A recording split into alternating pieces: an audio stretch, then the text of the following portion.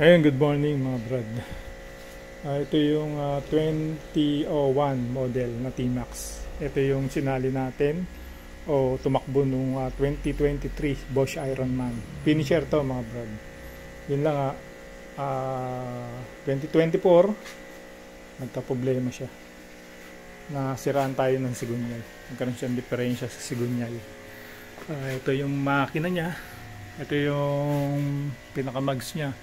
Front end reel, tapos yung makina niya, yun, ito yung lakas ng alog, yung pinakasigunyal ko. Kaya na-stuck ng ganyan. Ngayon gusto natin buuin to, no? Maganda kasi manakbo to, tsaka legend to, 2001 model. Ayun, kaya ko nga pala pinakita sa inyo to. I-restore natin to kasi nakabili na tayo ng pyesa niya. Hindi naman brand new, baga parts out na T-Max din, buong makina binili natin. Kaya yung kulang dito, yun yung ilalagay ko dito. Papakita ko nga pala sa inyo yung nabili natin na kamodel niya. Bali galing pa to sa malayo, kinuha natin. Ito old T-Max din to. Ito naman diniplining natin, pagawa lang sa atin to. Diniplining natin, condition, yung running na yan. Ang kulang na lang sa kanya yung preno sa ulihan. Ayun, ito yung nabili natin. Dito usapan namin, makina lang kukunin ko. Kaso lang pagdating doon, nakita ko marami pang pwedeng pakinabangan. Katulad nitong mags. Ito yung bala kong ilagay doon. Tapos yung front shock niya, pang dual disc.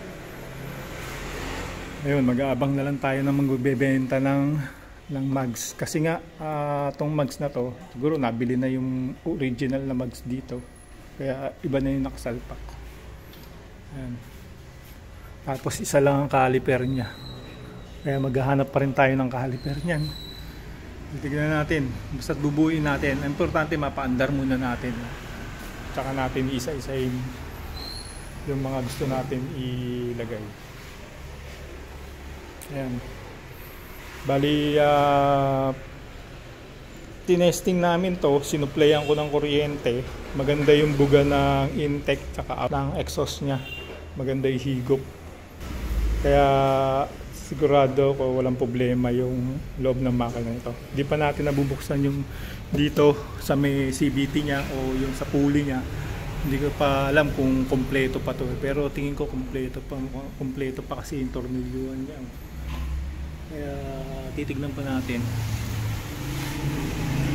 Buksan pa natin yan. May starter pa. Kaso yung rectifier niya talagang nakuha na rin.